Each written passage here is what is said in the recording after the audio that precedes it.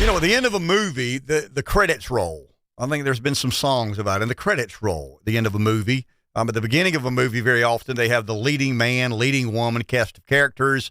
If you're a minor actor or actress, you're at the end of the movie. If you're a major player, you're at the beginning. Sequels, Rocky 1, Rocky 2, Rocky 3, James Bond, the series of movies, including James Bond. What if we had 4 different James Bonds? The first James Bond was Sean Connery. The second James Bond was Roger Moore. The third James Bond was... Come now, George, you're the James Bond expert. Right. George Lazenby played in one movie. Okay. Timothy Dalton. Pierce Brosnan. Daniel Craig. Okay. There you go. That's the that's kind of an interesting trivia question for the Bond enthusiast. You know, the James Bond series, it's a little bit like Star Trek. You got the Trekkies. I don't know if you got the Bonzies, but it's chicks, cars, and, you know, gadgets. That's kind of what I think about when I think of Bond. In that order, chicks, cars, and gadgets. A lot of chicks, cars, and gadgets in the Bond series over the years. But there's a you've got an actor and an actress. You got kind of an ancillary cast. So I want to ramble a bit in some of the knowns and unknowns, the suspicions we have about the simplicity of a scandal.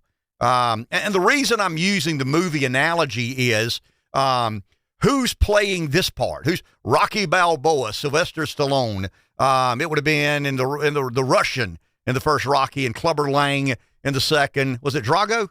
Wasn't that the big, the impenetrable Russian, kind of playing off the Cold War and some of the, I guess some of the Reagan tendencies of a patriotic America in that day. So let's go to if Scandals were a movie, and we were to give credit for the Sean Connerys of the world, the Daniel Craigs of the world, the Rocky his name's really not Sylvester Stallone.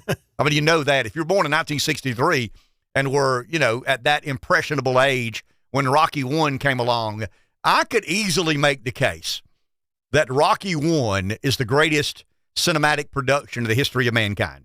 I mean, you can have To Kill a Mockingbird and Gone with the Wind, too damn long. And they were after books. Nobody wrote a book, Rocky 1. I mean, it was a cinematic, it was the genius of cinema.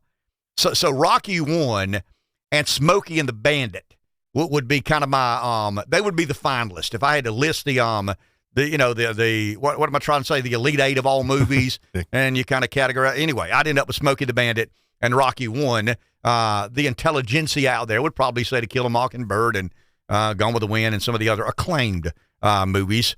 So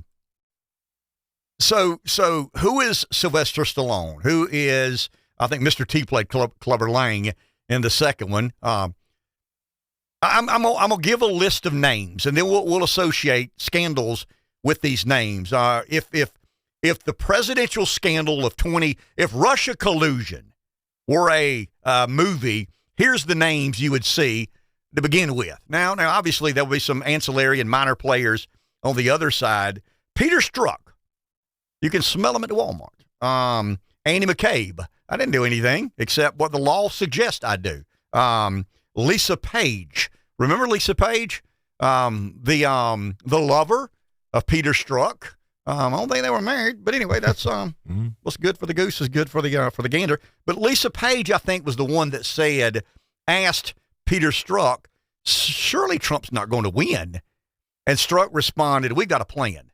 I mean, I've already talked to Andy about it. I think there's some reference to Andy McCabe in some of the Peter Strzok text messages that became part of the discovery. Jim Comey, remember, Comey kept copious notes of his conversation with Donald Trump in preservation of American security. It was nothing to do with Jim Comey, such a humble man, and such a patriot to keep copious notes and then shop those to a friend of his at the New York Times. So, he's not seeking attention nor glamour nor fame nor fortune. He's simply trying to preserve democracy, right? Yeah. I mean, when I He's think a of patriot. Strzok, McCabe, Page, Comey, I'm thinking of those who were in, the most patriotic mood imaginable. And then you've got Kevin Kleinsmith. Kleinsmith was a minor actor in this, doesn't deserve headline billing. But he's the guy that got busted. I mean, I think his career went to shit because he got caught altering a document that led to the issuance of a FISA warrant that allowed the FBI to spy on Carter Page, who was in some way, shape, or form involved in the Trump campaign. When Donald Trump said they were spying on me, and everybody said, nobody's spying on you, dude. Stop with that nonsense and go back to Queens or Manhattan, wherever it is you build these condos and golf courses, and let us be. I mean, let us Washingtonians be. Did you not know that 5 of the most affluent zip codes in America or counties in America are the collar counties of D.C.? Who do you think you are threatening that? Why don't you go back to your good life in New York and let us be here, or in Florida at Mar-a-Lago and let us be here? So in 2016, 17, 18, we're, Steven Spielberg's producing a movie. I don't know who plays Struck. I don't know who plays McCabe. I don't know who plays Page or Comey. But they're serious. I mean, they're leading men and women in the episode in American history or political history called Russia Collusion. And then you got Adam Schiff. Once again, Klein Smith's the one that took the fall. I mean, he admitted that he altered a document that led to the issuance of a FISA warrant. I think the FISA court judge probably issues the warrant whether he altered it or not. Because, everybody in that orbit was so anti-Trump and committed to the preservation of proper Washington. And then you've got Adam Schiff, and Schiff would have been chair of the Intelligence Committee, but Schiff is not bound to a duty. Politicians gonna politic. I mean, that's just the nature of the business they're in. So Adam Schiff misled America by suggesting, I think he's been censured since then, but he misled America by saying he had credible information as a member of the chair of the Intelligence Committee that would convince any and all that Donald Trump had indeed colluded with the Russians in influence of the outcome of the 2016 election. We're still dealing with some of the fallout relating to that. Forget Hillary and Bill and the server and the Comey press conference. There's a lot of tentacles here and a lot of places to go from there. So that would have been Rocky Part 1. That would have been The Godfather Part 1.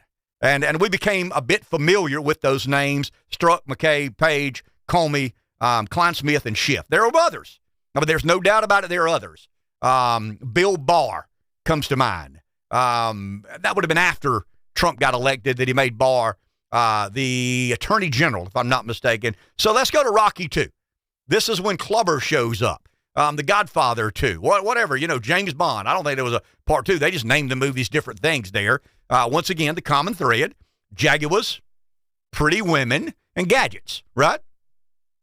I mean, you can always, no matter what the name of the movie is, Live and Let Die. Give me another one. I mean, what's the best Bond movie ever? A lot of people say From Russia with Love. Okay, From Russia with Love. Ironically. Yeah, well, ironically, there you go with the Russians. It's always those damn Russians as far as the neocons are concerned. But Live and Let Die included a theme song written and composed by Paul McCartney, if I'm not mistaken. Am I right? No? True. Yeah, okay, yeah. It was McCartney. Yep. Live and Let Die. Okay. So let's go to Rocky 2. Rocky 2, you've got a cast of characters: James Comer, you've got Jason Smith, you've got Kevin McCarthy, you got Merrick Garland, you got David Weiss, and you got Gary Shapley. Now, why is that cast different? Let's go back to cast 1. In Rocky 1, the only politician is Adam Schiff. Now, I believe that everybody was politically motivated. I mean, they were never Trumpers. I mean, Schruck emails or text his lover, Page, saying you can smell him at the Walmart. I mean, you remember that. And then McCabe, I think there was a reference to McCabe. Well, I'm being redundant, but he says, don't worry about it. There's no way Trump can win. These rednecks, hayseeds, and hillbillies. I mean, we'll teach them a lesson at some point in time. But the only political figure in that cast in Rocky 1 is Adam Schiff. Go to this political situation that we find ourselves. You got James Comer, chairs the Oversight Committee. You got Jason Smith, chair of the Ways and Means. You got Kevin McCarthy, Speaker of the House. You got Merrick Garland, the sitting Attorney General. You got David Weiss, one of the lead investigators. I guess he was the guy that said yay or nay. There's some confusion here about whether or not Weiss had full authority. I think he's testified in writing to Kevin McCarthy, that he had all the autonomy and leeway he needed. But he told Shapley and some other IRS investigators, supervisory capacity investigators, that he felt his hands were tied. He didn't feel like he had. I think he may have told Shapley, hey, I don't get to make this call. So he's contradicted himself a little bit, and we'll find out in due time. I hope we do. Who's telling the truth here?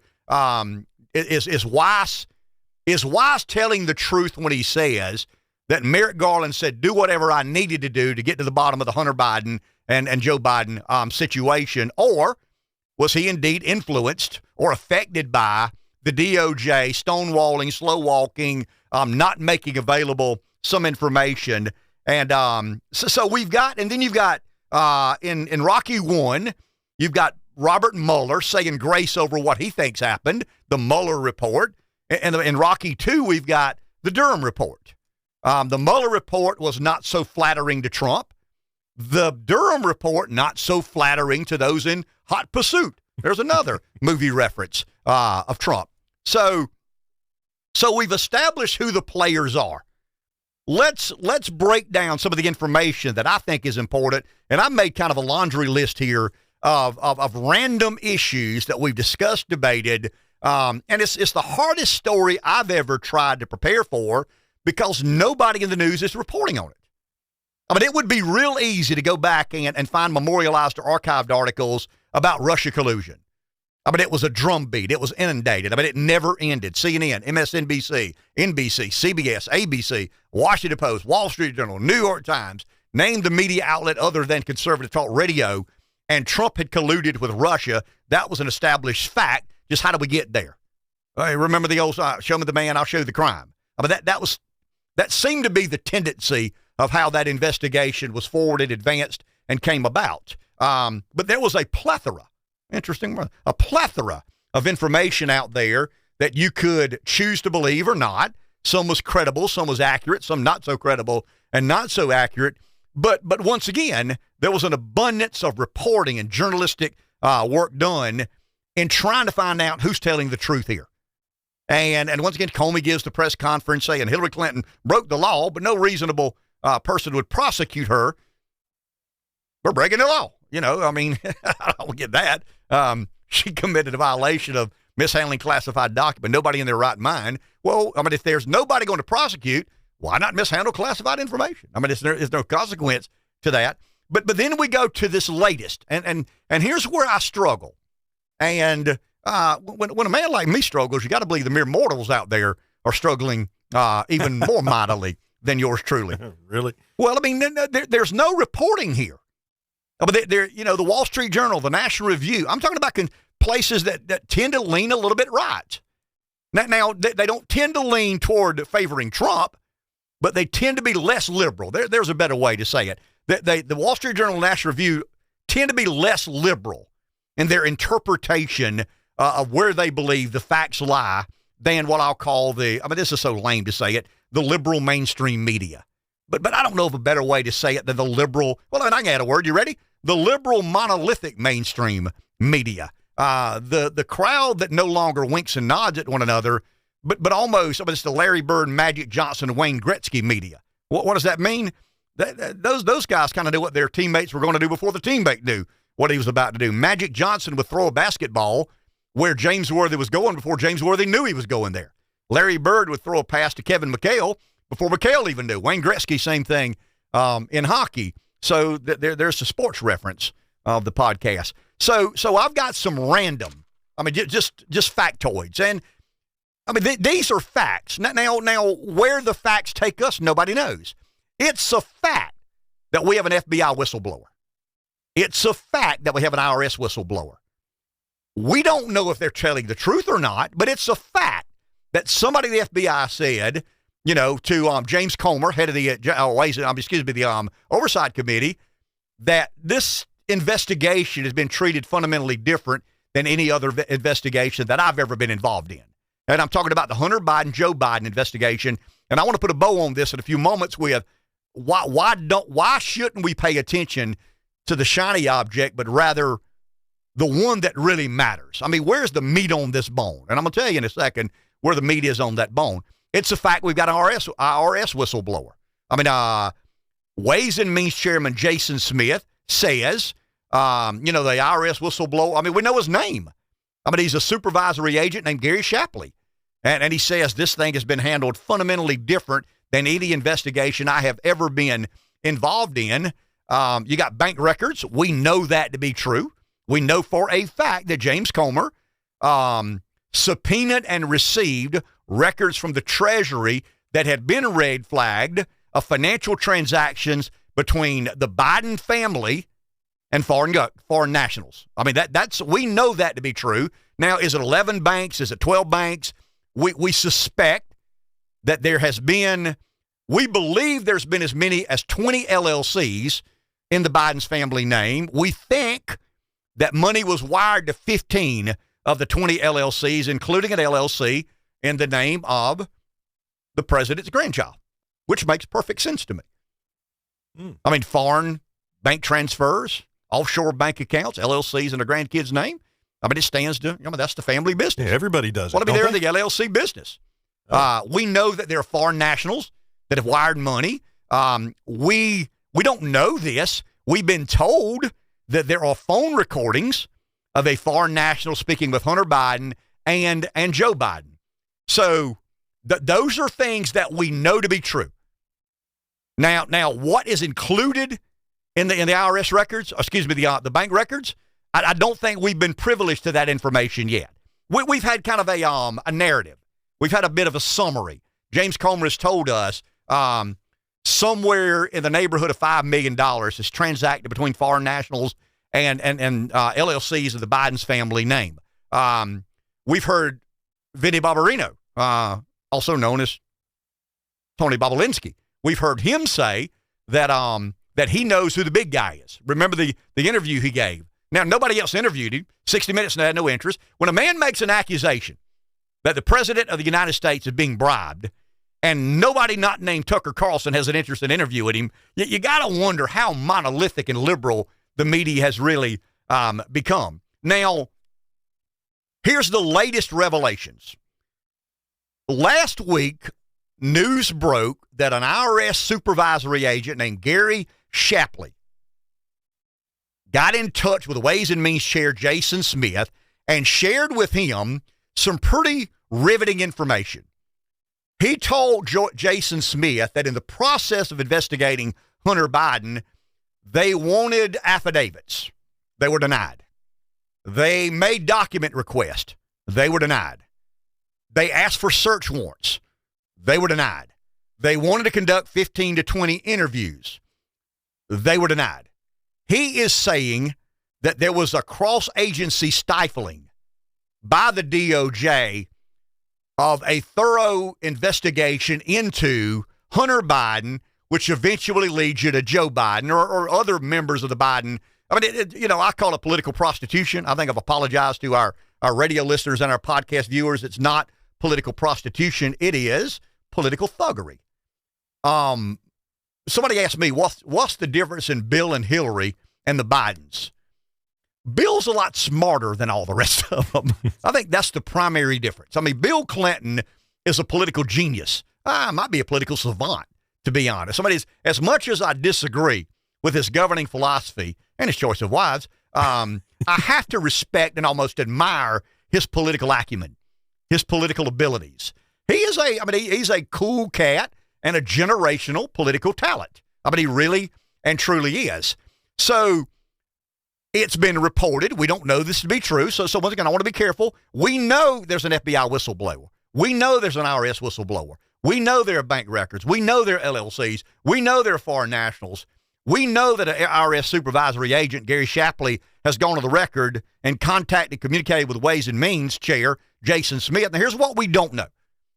Jason Smith is reporting that Gary Shapley said that he wanted to recommend felony tax evasion charges for 14, 18, 19, misdemeanor charges for 15, 16, and 17. In January of 2022, he made that recommendation to DOJ. DOJ did not concur with that recommendation. That's kind of the abundance of information we have. Now, I tried to set the table with the way we conducted the first investigation into Russia collusion and this predetermined narrative. You know, can we find enough information that supports Donald Trump colluded with Russia? We never asked the question, did Trump collude with Russia? I mean, it took, 8 years, 7 years to find out he did not. I mean, there was collusion with Russia in the 2016 campaign. It was a Steele dossier paid by the DNC, money funneled by the Clintons to the DNC. DNC pays for the Steele dossier. So there was collusion in the 2016 campaign. It was just the Clintons colluding with the Russians, or a dossier that painted Trump as a Russian stooge or surrogate or pawn or shield, whatever word you want to use there. But here's where I want us to be real careful. In Rocky 1, the focus was on Donald Trump.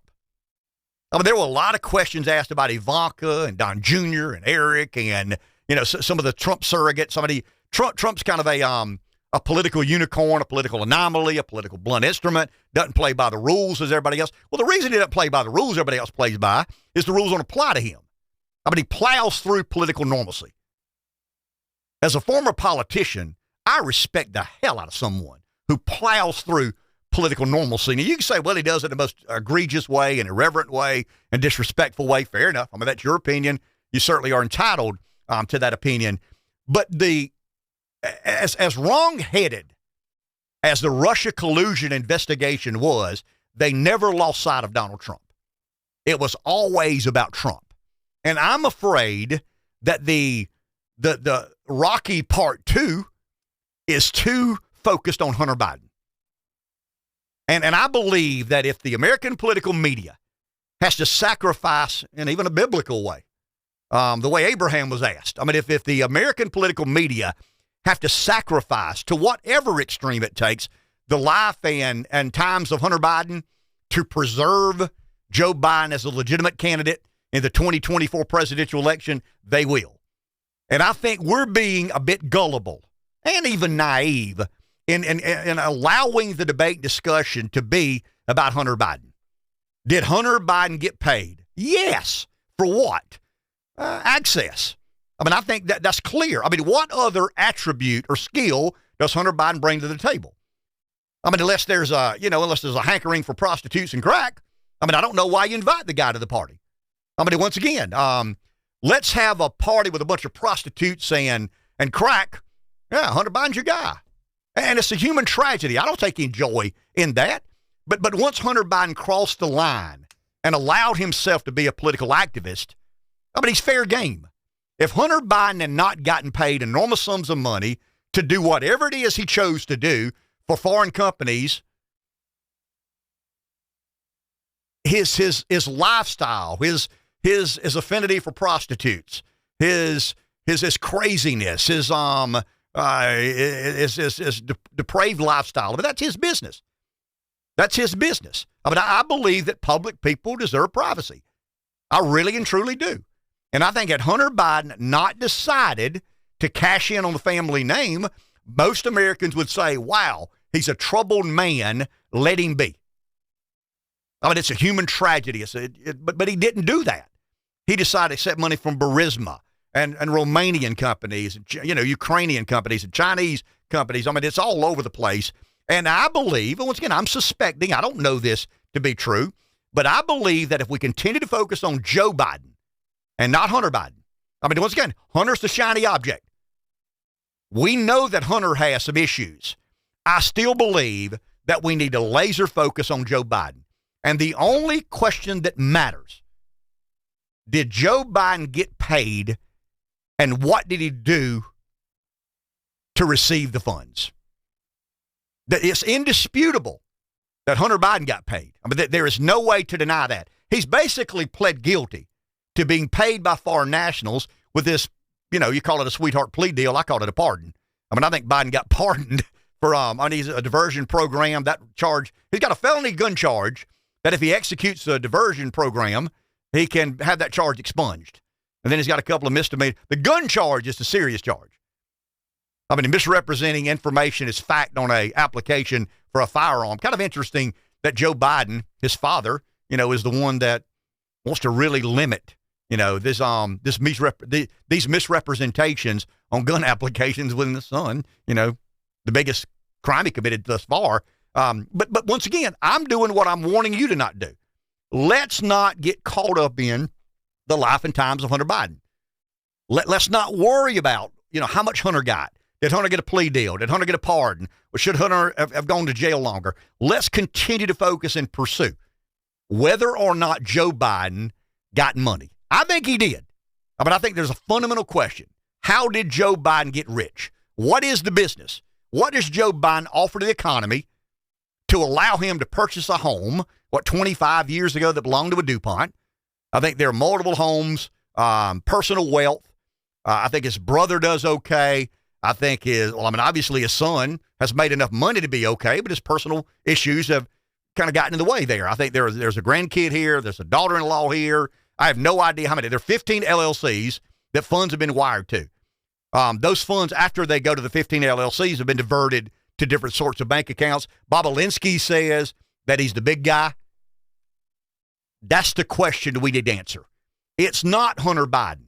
It's not a plea deal. It's not prostitutes. It's not crack cocaine. It's not whether or not he advantaged himself by being the son of an American president. Most of us, if we were the son of an American president, would probably try to advantage ourselves. Did Joe Biden advantage himself? That's the fundamental question. It would be angry and it's nasty and dirty, doesn't look well. But if the money stops with Hunter Biden, I think Joe Biden's okay. I don't think the money stops with Hunter Biden. I think Joe Biden got more than his fair share of the funds that were wired from foreign nationals to LLC bank accounts. And I think Biden, in some way, shape, or form, was able to skim a certain percentage of that money. I've told you, I think it's somewhere in the neighborhood of $30 million. I think if you start connecting dots and this much money from here and that much money from there, it's not in a day or a week or a month. It's over a period of time, probably from the mid-2000s, 05, 6, 7, 8. Obama gets elected in 8, so he's kind of on the shelf from 8 to I don't think he was able to do as much as he'd like. Well, Hunter Biden went with him on Marine 2 or Air Force 2, one of the trips he made to a foreign country. But the Biden story will fail. And it goes to the one piece of information. Earlier I said scandals need to be simple. You get complicated, and most of the American public go, okay, I get it. The politicians, they do what they say. They tell me they're going to do one thing, they do something else. They all get paid. They all get rich. There's a sleaziness that's built into the art of politics in America today. But there's a WhatsApp text message that says Hunter Biden is shaking down a foreign national. I think it's a Chinese. And he's basically saying, my father's sitting beside me. If you don't wire that money, my dad is going to be real upset. And the friends of my dad will be upset because my dad's upset. And you don't want my dad upset, and you don't want my dad's friends upset. That's a shakedown. That's shakedown 101. Was Hunter Biden telling the truth when he said in that WhatsApp text that his father was with him? And I don't know this. I'm speculating now. This is complete and total speculation. When Gary Shapley said he asked for search warrants, affidavits, and documents, was that a document he requested? Was Shapley trying to decide when because he's the one that presented that information to Ways and Means Chair Jason Smith. So was Shapley arguing when wanted to interview people, wanting affidavits, wanted documents, wanted search warrants? I got to believe that one of the central issues he was focused on when you see this text from Hunter Biden to the foreign national and he says his dad's with him, surely we got GPS technology or we got Secret Service logbooks. That we can establish whether or not Hunter Biden was with Joe Biden today. And here's why I believe Biden's a crook. And here's why I believe Biden's guilty. Joe Biden could establish that he was not with his son that day. He could easily establish, and as much as he hates press conferences and as much as he stumbles and falls and all these other nonsensical things that he does, he could read a teleprompter long enough to provide data, provable information that I was not with my son. My son's a drug addict. I love my kid. I'll never stop loving my kid. But during that period of time, he was heavily addicted and influenced by drugs, and I was not with my son. You got to believe if the White House had information to discount what Hunter Biden is saying about his father being with him, that they would full steam ahead. I mean, I'm not saying that ends the investigation, but it makes Joe Biden look a lot less guilty than he appears to look now. All he said thus far is wrong, malarkey, stupid question. I've not heard him deny anything. I mean, stupid question is not a denial. Malarkey's not a denial. But if Joe Biden was not with his son, when his son shook down a foreign government, he could prove it and publicly announce it. And they've not done that yet. And that tells me that there's a lot more to this story than Hunter Biden getting paid, Hunter Biden being with prostitutes. That's what we're paying attention, and that concerns me. I mean, it really does, because in Rocky 1, I mean, it was not about anything other than Donald Trump. And we've got to pivot here. We got to make this investigation more about Joe Biden, what he knew, what he did, what he received, than Hunter. Hunter's the kid of a president. How many of you have ever voted for the kid of a president? Zero. It's the president that has the moral authority to govern or not.